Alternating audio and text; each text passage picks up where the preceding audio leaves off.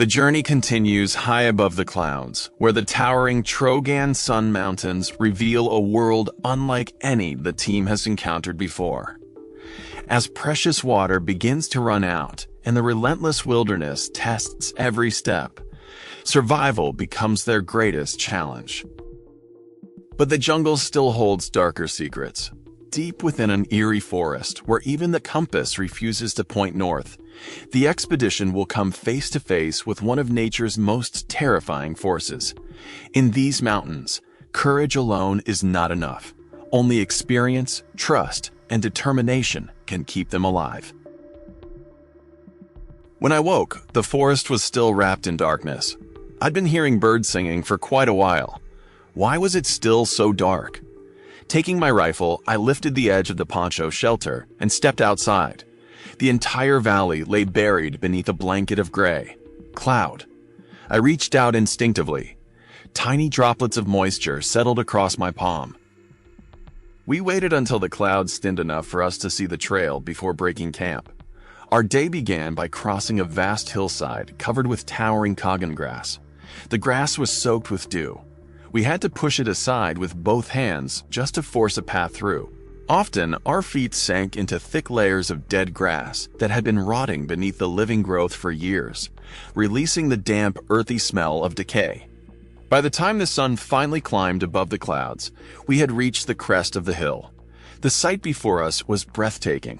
Far below stretched an endless sea of clouds, white, tinged with soft pink by the morning sun, flowing across the mountains like an infinite ocean. Only the highest peaks rose above it, scattered like lonely islands. We couldn't see the route ahead. San pulled out his compass, took a bearing, and silently pointed the way. Once again, we disappeared into the sea of wet grass. As the morning wore on, the sun grew merciless. The clouds slowly dissolved, leaving only a few thin ribbons drifting through the valleys below. High overhead, scraps of white cloud floated across an impossibly blue sky, like torn silk carried by the wind. Everything around us became crystal clear. Jagged mountain ridges stretched endlessly toward the horizon. Sharp, wild, untouched. Walking beside me, Hong glanced toward the blazing sky and clicked his tongue. This heat! He shook his head. We made a mistake. We should have carried more water. Deng nodded. I was thinking exactly the same thing. He gave a rueful smile. Funny. I've spent half my life in the jungle, and I still make rookie mistakes. Too late now. We'll just have to deal with it. By midday, we were still fighting our way through grass taller than our heads. Whenever the wind swept across the hillside, endless waves of yellow grass bent and rolled like the surface of the sea. The landscape felt strangely empty. No birds, no animals, only an occasional lonely tree standing against the blazing sky. I trudged forward beneath the burning sun. The razor-sharp edges of the Kagan grass sliced tiny cuts across my neck and the backs of my hands. Sweat seeped into the cuts, making them sting like fire. My throat had become painfully dry. Even so, I forced myself to ration the little water left in my canteen. Every now and then I unscrewed the cap and took only the smallest sip, just enough to keep my mouth from drying completely. No one knew when we would find water again. As long as I could still hear it sloshing inside the canteen, I felt a little less anxious. Around me, everyone was exhausted, yet nobody suggested stopping. Resting beneath the scorching sun would only drain what little strength we had left. Ahead of me, Dang's backpack drifted in and out of focus. Sometimes it seemed close enough to touch. A moment later, it shimmered in the heat like a mirage. Late in the afternoon, when the shadows had begun stretching across the hillsides, we finally left the endless sea of Kagan grass behind. Without a word, everyone dropped beneath the shade of a small tree. Backpacks hit the ground. Shirt buttons were pulled open. We sat there, letting what little breeze there was carry away some of the heat trapped inside our bodies. I picked up my canteen and gave it a gentle shake. Only a little water remained. I raised it to my lips and took a tiny sip. Holding it in my mouth for a long moment, I let every drop moisten my tongue before finally swallowing. I hesitated, then allowed myself one more mouthful. That was it. I tightened the cap firmly, There would be no more unless we found water. Dong glanced at his watch. We'll rest a few minutes, then we move again. If we're lucky, we'll find water before dark. Otherwise, we're in serious trouble. No one replied. We all understood. Hung quietly reached over and borrowed Dang's binoculars. Grabbing a low branch, he climbed into the nearest tree. The rest of us waited below in silence. Several minutes later, he climbed back down. Anything? I asked. He slowly shook his head. Nothing. Then he frowned. Something feels wrong. He turned toward Sun. Sun, take a good look around. Have you ever seen a forest like this? Until then, none of us had really paid attention. We had been too tired. Now, standing there, I slowly looked around. Hung was right. This forest was different. Very different. Every tree around us was stunted, twisted, bent at strange angles. None of them grew straight toward the sky. Instead, they leaned, curved, or spiraled, as though some invisible force had been pushing against them for years. Their branches reached in every direction. Leaves were sparse. Many were scorched brown around the edges. The ground beneath them was dry and dusty. Only scattered clumps of coarse grass struggled to survive. The entire forest seemed wrong. I took the binoculars from Hung and climbed the tallest tree I could find. When I looked out across the forest, a chill crept through me. From above, the entire woodland seemed to be twisting. The treetops leaned in great sweeping arcs, forming enormous spiral patterns stretching across the landscape. It looked almost as though the forest itself had been caught inside a gigantic whirlpool. The evening sun washed everything in a dull yellow light. Instead of making the forest beautiful, it made it feel lifeless, haunting, almost unreal. A strange uneasiness settled over me. Sliding back down the trunk, I couldn't shake the feeling that something was missing. Only when my boots touched the ground did it suddenly hit me. There aren't any birds! Everyone looked at me. No insects either. The forest's completely silent. Sun listened carefully. He didn't answer. Instead, he reached into his shirt pocket, pulled out his compass, and flipped open the lid. For a second, none of us understood what we were seeing. The needle spun wildly round and round. It refused to settle. Sung looked up immediately. We have to get out of here, as fast as possible. Without another word, he grabbed his backpack. The rest of us did the same. No one asked questions. No one needed to. Whatever danger surrounded this place, it was real. Deng turned to me. Hi, how large did that twisted forest look from above? Maybe 4 or 5 kilometers across, I answered. Hung nodded. That sounds about right. Deng looked toward Sun. Do we go around it or straight through? Sun didn't hesitate. Straight through. The trees are thin. We can move quickly. There was no better option. Turning back across the endless grasslands would mean wasting precious time. Going around this strange forest could take hours, and there was no guarantee it would be any safer. We tightened the straps on our backpacks and moved forward at once. The deeper we walked, the stranger the forest became. The air felt heavy, oppressively still. It was broad daylight, yet the familiar warmth of the afternoon sun seemed to have disappeared. Everything around us felt muted, as though the forest itself were holding its breath. No birds, no insects, no sound except our own footsteps. After only 10 minutes, an uneasy feeling settled over all of us, without anyone saying a word. Our pace quickened. Soon we were almost running. Branches whipped across our faces. Dry twigs snapped beneath our boots. The twisted trees blurred past, one after another. I had no idea I still had enough strength left to run that fast. Every instinct told me we had to get out, now. More than half an hour later, we finally burst out of that silent forest and onto a broad, open clearing. Only scattered tufts of grass grew among dark gray boulders. The ground was almost bare. Everyone instinctively slowed to catch their breath. Then, I felt it.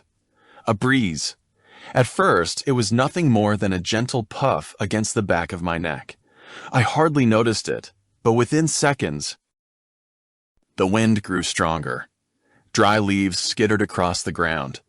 Dust began swirling around our boots. Something made me look back. The sight froze me where I stood. Above the forest we had just escaped. An enormous column of spinning air was rising into the sky. A tornado. Dark dust and broken branches spiraled upward in a towering funnel. It grew larger with every passing second. Even from this distance, I could see entire tree trunks spinning inside the vortex like twigs. The roaring became louder, closer. The tornado was moving directly toward us. Dang's voice exploded across the clearing. "Run! Move!" We ran, not with discipline, not with formation, just raw instinct. I caught my foot on a rock and nearly pitched headfirst onto the ground. Somehow I recovered and kept running, ignoring the sharp pain as blood burst from my big toe. Behind us, the sky darkened. Black clouds rolled overhead. The wind became savage. Sand and gravel blasted against our faces. Small stones struck my arms like bullets.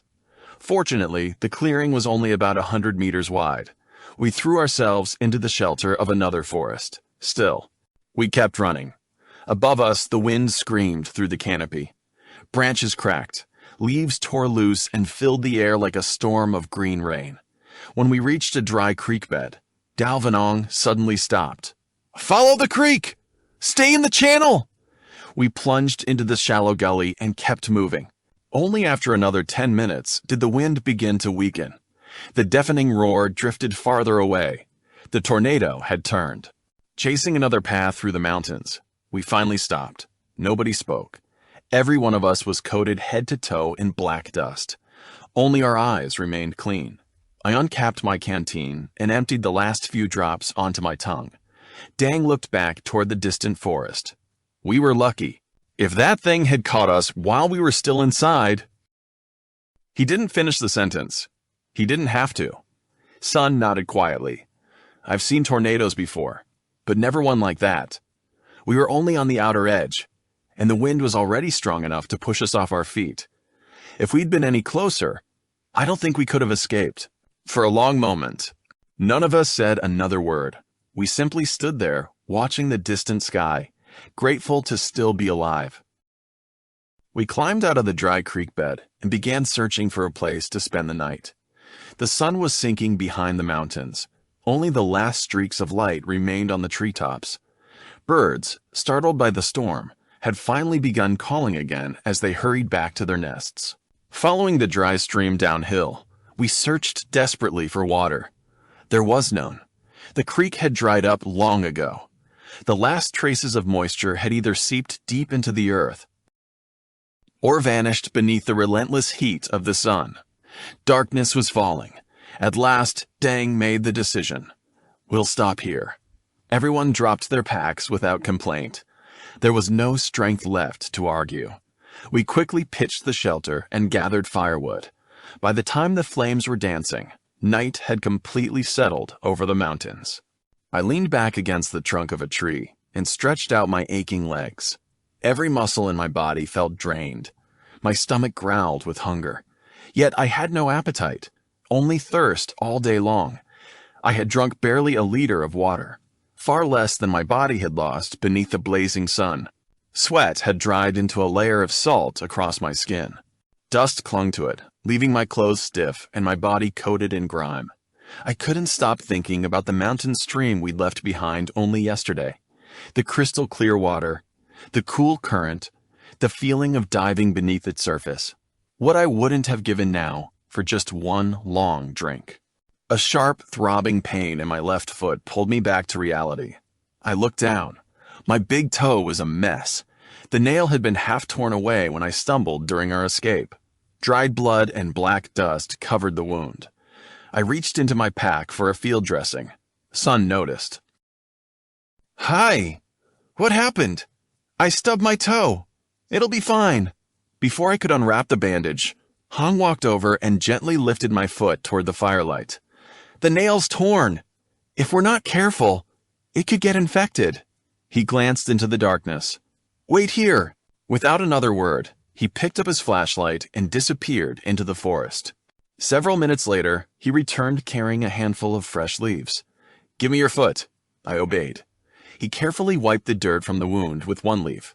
Then he chewed several others into a green paste before pressing it gently over my injured toe. "Tie it on with a bandage. This plant works like an antibiotic. It'll heal quickly." I did exactly as he said. Within minutes, the throbbing had already begun to fade. I looked at him with genuine admiration. Out here, the jungle itself could be both poison and medicine. If only you knew where to look. Dinner that night was nothing but emergency rations. Without water, there was no way to cook rice. The dry compressed biscuits tasted like sawdust. Each bite soaked up every drop of saliva before I could swallow. Still, we forced ourselves to eat. We needed every calorie for tomorrow. Halfway through the meal, Dal Blang suddenly spoke. "Everyone, hand me your canteens." I looked at him, puzzled, but passed mine over. One by one, he opened each canteen and carefully poured the remaining water into his own. He tilted every bottle patiently, making sure not a single drop was wasted. When he finished, he lifted the canteen and gently shook it. A faint splash echoed inside. "We've still got about half a canteen left. We'll share it tomorrow." Only then did I realize what had happened. The others had all been saving water. Only I had nearly emptied mine. Yet not one of them had said a word. They simply shared what little they had. Without making me feel guilty, it was a lesson in quiet generosity, one I would never forget. Before turning in for the night, we stretched several plastic sheets between the trees, hoping to collect whatever dew might settle before dawn. Every drop of water mattered now. Dang added several thick logs to the fire, making sure it would burn until morning. "Almost every animal in the jungle fears fire," he said, "except the rhinoceros." He smiled faintly. "Rhinos seem to hate fire the way wild bulls hate the color red." Then he looked toward the dark mountains. "But up here, I doubt we'll ever see one." The rare creatures had long since retreated to the deepest forests. We finally lay down inside the shelter. The bed of dry leaves beneath us felt surprisingly comfortable after the day's brutal march. For the first time since escaping the tornado, our bodies began to relax. Outside, the campfire crackled softly. Its orange glow flickered across the surrounding trees, making the darkness seem even deeper. After a long silence, Deng turned toward Sun. "Sun, how did you know something was wrong this afternoon?" Sun smiled. "I didn't know. Not for certain. It was only a feeling." He stared into the flames for a moment before continuing. "When I saw those twisted trees and realized every bird and insect had disappeared, I knew nature was trying to tell us something." Hung nodded. "That wasn't just instinct. It was experience."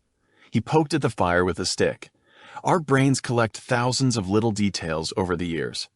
Then one day, without us even realizing it, they fit themselves together. And suddenly, the answer appears." Sun smiled. "Exactly. I've never actually seen a place like that before. But I'd read about forests where trees grow in strange, twisted shapes. There are many possible explanations: radiation, magnetic disturbances, unusual minerals beneath the ground, or even slow-moving land that shifts a little every year." He picked up a twig and drew a rough sketch in the dirt. "If the ground moves, the trees keep growing toward the sunlight. Little by little, year after year, the whole forest becomes warped. It looks mysterious, but in reality, it's simply nature following its own laws." I couldn't help asking, "So, does that mean tornadoes always form there?" Sun shook his head. "Not always. If they did, nothing could survive. They're most common during the hottest part of the dry season." I thought for a moment. But why only there? The forests around it looked perfectly normal. Sun looked back into the darkness. "I've been wondering the same thing." He paused before answering. "High mountain ranges often contain pockets of unstable air. When the terrain is just right, Those pockets can develop into localized low-pressure systems. He glanced toward the stars beyond the treetops. Aircraft have crashed after flying through places like that. But today's tornado was different. It kept circling the same area. My guess is that this mountain sits where two powerful air currents collide. The hot southwest winds and the cooler air flowing inland from the sea. When those forces meet, they can create violent, rotating columns of air. I remembered something else. Then, why did your compass stop working? Sun laughed softly. I wondered about that too. There may be a strong magnetic anomaly beneath that forest. Something underground. Perhaps the rocks themselves, disturbing the Earth's magnetic field. I wanted to break off a sample while we crossed that rocky clearing. He smiled helplessly. But before I could even pull out my hammer, the tornado chased us away. Hung laughed. Seems nature wasn't ready to give up its secrets. When the war is over, we'll come back. We'll find out what really lies beneath that mountain. Sun grinned. Agreed, but only if all four of us return together. That night, the wind rose twice more. Far away, we could hear it roaring across the mountains. Perhaps the tornado had returned once again to that strange forest. The second time it came, sleep refused to return. I lay awake beside the fire, watching the flames dance against the darkness. Beyond the circle of light, the jungle remained silent. Endless, ancient, still guarding its secrets. By dawn, the fire had burned down to glowing embers. We brushed the fallen leaves from the plastic sheets stretched between the trees during the night. Only a small amount of dew had collected, barely enough to fill a corner of one canteen. Still, it was better than nothing. I even ran my tongue across several dew-covered leaves before they could dry in the morning air. Every drop counted. The little water we had gathered would have to last the entire day. Dung placed our cooking pot over the fire. Instead of boiling rice, he poured in half a bag of raw grains and slowly roasted them over the flames. Soon the rice turned golden brown and gave off a warm, nutty aroma. We divided it among ourselves, stuffing handfuls into our pockets. Breakfast would be eaten while walking. It wasn't exactly delicious. Dry roasted rice was almost as hard to swallow as our emergency rations. But at least it filled the stomach. Each of us received only 2 canteen caps of water. Hardly enough to satisfy our thirst, yet far better than having none at all. Before we set off, Dang gathered everyone together. Looks like we won't find water today either. If any of you think of a way to deal with that, speak up. He paused. And keep your eyes open. If we spot an animal, we'll hunt. We need fresh meat. The emergency rations stay in reserve. We all nodded. Game was plentiful in these mountains. Water. That was the real enemy. I knew a few tricks. You could sometimes cut the heart of a wild banana tree and squeeze out a little bitter liquid. Or split open certain species of bamboo that stored rainwater inside. But this barren ridge offered neither. The forest became easier to cross. The trees stood farther apart now. Months without rain had drained the life from the leaves, leaving many branches dull and brittle. Towering ancient trees still stood proudly against the harsh mountain sun, their massive trunks weathered by countless seasons. Long vines dangled overhead, heavy with clusters of bright yellow and crimson fruit. Beautiful, but useless. Only a handful of bees buzzed lazily around them, searching for the last traces of nectar. We crossed one dry gully after another. Every stream bed was empty. Nothing remained except scattered boulders and smooth river stones. Whatever water had once flowed here had long since disappeared downhill, or vanished beneath the blazing sun. When we stopped to rest, I wandered down one of the gullies that still looked slightly damp. I followed it for quite a distance. Nothing. Just rocks. Endless rocks. The mountain had swallowed every drop. When I returned, Hung was carrying the front of his shirt like a basket. It bulged with wild berries. Tiny clusters of pale pink fruits spilled from the folds of the fabric. The sight alone made my mouth water. The berries were astonishingly sour. The moment one burst between my teeth, saliva flooded my mouth so quickly that my jaw almost ached. We laughed as we sucked on them. At least they eased our thirst, if only for a little while. Near noon, we entered a forest of giant chestnut trees. Their thick bark was deeply cracked with age. High above us hung spiny green husks that looked a little like lychees, though smaller and covered with much sharper spines. Inside were wild chestnuts. When fully ripe, the husks split open, revealing glossy brown nuts. Roasted over a fire, they were sweet and wonderfully rich. Unfortunately, it was still too early in the season. The forest floor was covered only with last year's empty husks. High in the branches, squirrels chattered excitedly as they searched for the few early nuts that had begun to ripen. Suddenly, I stopped. Only a short distance ahead stood 3 deer, 2 adults, 1 young fawn. They moved calmly through the forest, lowering their heads from time to time as though searching for something among the leaves. When they noticed me, they froze. For several long seconds, we simply stared at one another, curious, cautious, neither side willing to make the first move.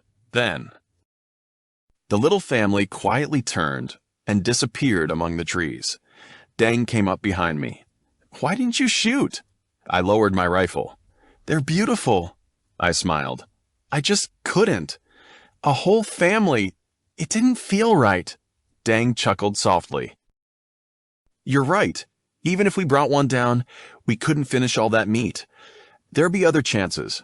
We continued walking. Only 10 minutes later, as we rounded the trunk of a huge chestnut tree, a civet suddenly appeared. It was digging in the soft earth no more than 5 meters away.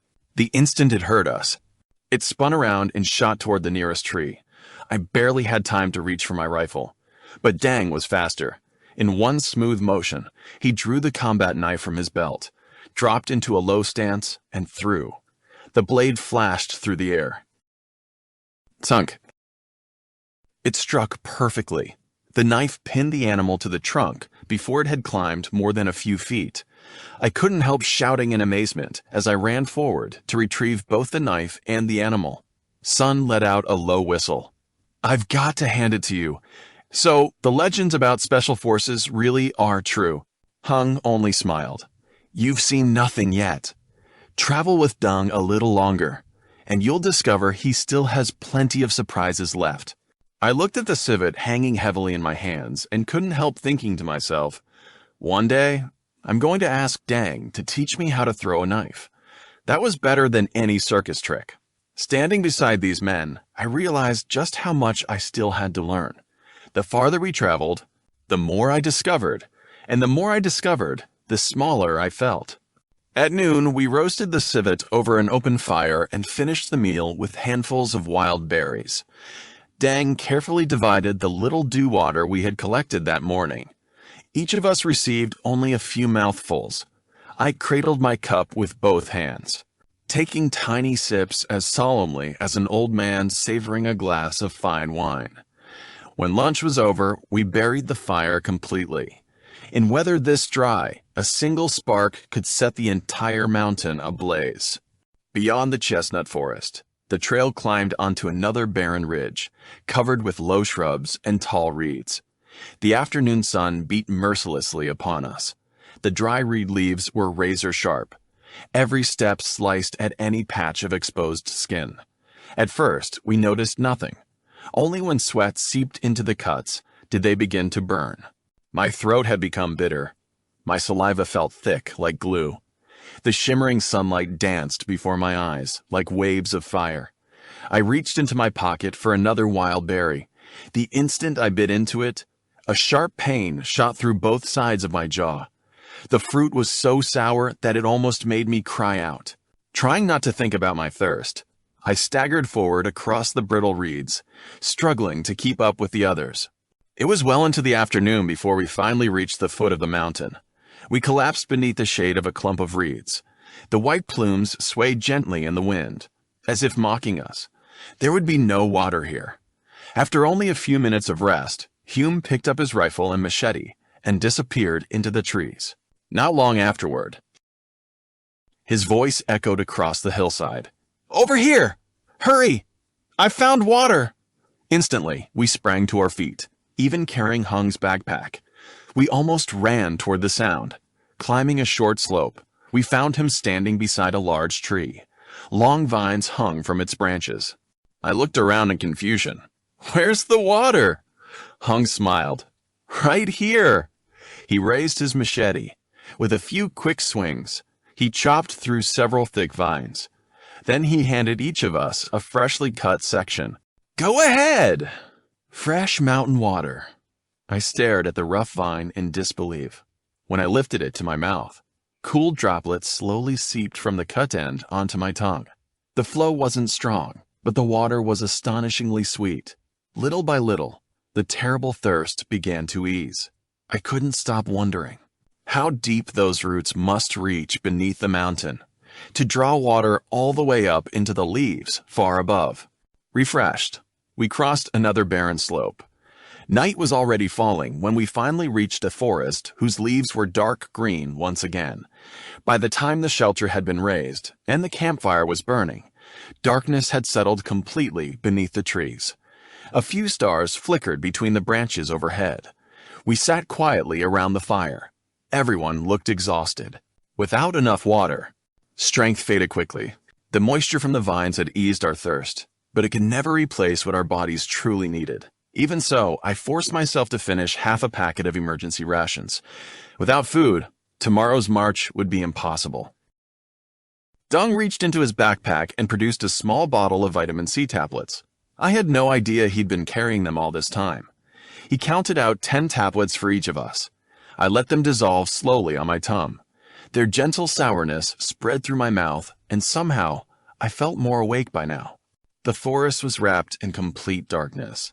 Hung and I went outside to stretch the plastic sheets between the trees once again, hoping to collect more dew before morning. When we returned, Dang and Sun were studying the map beneath the beam of a flashlight. Sun pointed to a cluster of mountains. "We're still on course, but the terrain ahead is going to become much more difficult." He traced a finger across the map. "Mountain after mountain, deep ravines. We'll have to be extremely careful. It's easy to lose direction while detouring around obstacles." "Are we still far away?" I asked. San measured the map with his ruler. "In a straight line, about 40 kilometers, he smiled. "But in these mountains, we'll probably walk several times that distance." "So, have you ever gotten lost out here?" He laughed. "Many times. Getting lost is almost routine. Even with a map and compass, one careless mistake over several days, and you're miles off course." Hung smiled quietly. "I've never liked the phrase, getting lost. That's just something people invented. The truth is, you're simply no longer following the route you planned. If you understand the forest, if you know how to live in it, then there's really no such thing as being lost, as long as you don't panic." I looked at him. "So, what do you fear most out here?" Hung thought for a long moment. Then he smiled. "That's actually a difficult question. I don't think the forest is something to fear. Of course there are dangers. Venomous snakes, wild animals, malaria, flash floods. But dangers exist everywhere. Life outside the jungle has plenty of them too. The difference is, nature usually gives you warning. If you learn to understand it, you can prepare. You can survive." Dang laughed. "So you're saying people should all move back into the forest and live like prehistoric hunters?" Hung shook his head. "Not at all. It was the forest that first taught human beings how to survive. It taught us to hunt, to farm, to raise animals, rice, buffalo, chickens. They all began here." He looked toward the darkness beyond the fire. "The streams taught us to build watermills. The rivers, the waterfalls, they taught us how to harness power. The forest can be harsh, but it is never cruel. When people truly live with nature, they become better human beings." Sun chuckled. "The ancient hermits had disciples cooking for them. Someone else caught the fish. Someone else poured the wine. Perhaps life wasn't quite as simple as they liked to imagine." Everyone laughed. Hung scratched his head, smiling. "I'm not saying they had all the answers, I'm only talking about the forest. When life overwhelms you, come here. Listen to the wind moving through the trees, the birds, the streams. Lie down on the grass. Lie down on the grass. Walk across fallen leaves. Breathe the scent of wildflowers. You'll find your heart becoming lighter, calmer. I think, deep inside, people are always trying to return to where they first came from. He gazed into the flames.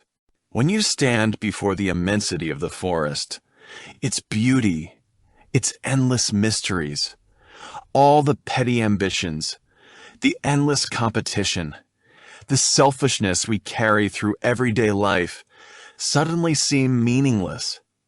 Dang burst into laughter and applauded. Now that's our scout, a philosopher hiding inside a jungle guide. Hung blushed immediately. Oh, come on. I'm no philosopher. I'm just saying what I truly believe. As I watched him smiling awkwardly beside the fire, I knew he meant every word. Those weren't ideas borrowed from books. They were thoughts shaped by years of living with the mountains, by loving the forest with all his heart.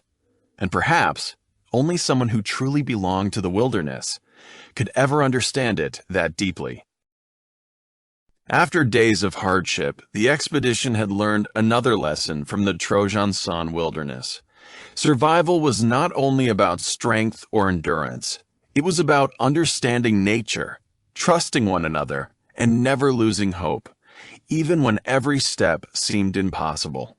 But the mountains had not yet revealed their greatest secrets. Ahead lay an even harsher journey, where every kilometer would test their courage, their resolve, and bring them one step closer to the hidden gold they had crossed half a country to find. Thank you for joining us on this journey. We hope you'll return for part 4, as the expedition ventures even deeper into the untamed wilderness of the Trojan Sun Mountains. Until next time, take care, and thank you for watching.